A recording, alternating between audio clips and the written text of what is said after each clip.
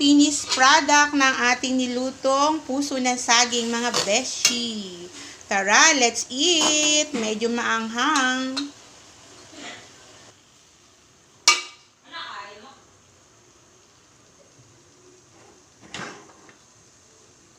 Ayan mga beshi, nagluto ako ng puso ng saging.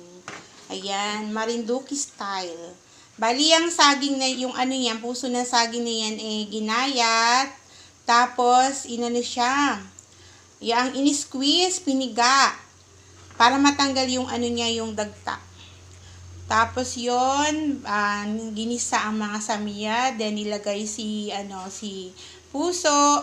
Tapos ayan na, ito na yung Tapos may gata tayo pala. For yung pangalawang gata ang pinagluto natin dito. Tapos ayun, gumukulo na siya. Later, makakain na siya.